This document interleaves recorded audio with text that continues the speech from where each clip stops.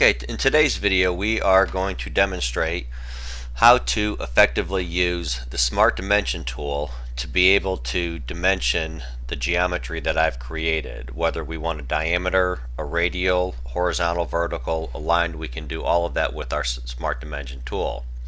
So I'll click my Smart Dimension and you'll notice that if I mouse over the line, my line highlights.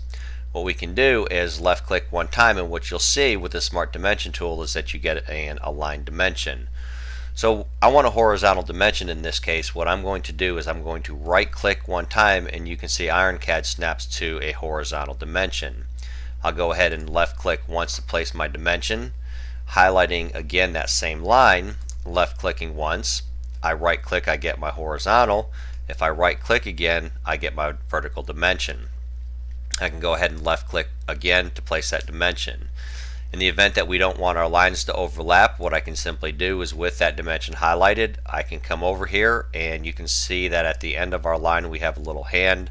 I can left hold and drag and I can bring that line in line with the other dimension. Again, I can left click once to highlight that. I see my little hand appears at the end of the line. I can go ahead and left hold and drag to get the necessary look that I'm looking for. Okay, so we'll click our Smart Dimension again and you'll see that once again if I mouse over my hole, if I left click one time, I'm going to get a diameter dimension for a hole. Likewise on an arc, if I left click one time, I can get a radial dimension. And I'm going to hit escape to demonstrate how we can move this. With that highlighted, I can grab that end of that arrow and you can see that I can move that to a different location if I so desire. I can do that with the arc or the diameter. Now again, using the same Smart Dimension tool, if we want to locate this hole from a specific point, what I can do is I can hold down my Shift key, and while I'm holding down my Shift key I can left click one time on that hole, and what you'll see is I now get a free floating dimension that I can click my point, and again we have our aligned.